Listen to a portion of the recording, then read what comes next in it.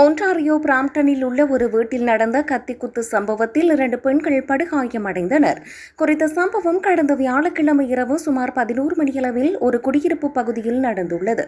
இதனையடுத்து ஃபீல் பிராந்திய போலீசார் சம்பவ இடத்திற்கு வந்து 2 பெண்களும் உயிருக்கு ஆபத்தான காயங்களுடன் இருப்பதை கண்டனர். அதன் பின்னர் அவர்கள் உடனடியாக மருத்துவமனைக்கு கொண்டு செல்லப்பட்டனர். தற்போது அவர்கள் உயிருக்கு ஆபத்தான நிலையில் இருப்பதாக போலீசார் தெரிவித்துள்ளனர்.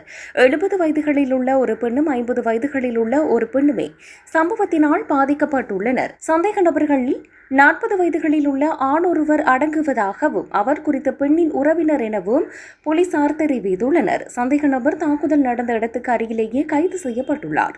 அவர் மீது தற்போது கொலை முயற்சி தொடர்பான 2 குற்றச்சாட்டுகள் சுமத்தப்பட்டுள்ளன. இது ஒரு தனிப்பட்ட சம்பவம் எனவும் பொதுமக்களுக்கு எந்த ஆபத்தும் இல்லை எனவும் அதிகாரிகள் தெரிவித்துள்ளனர்.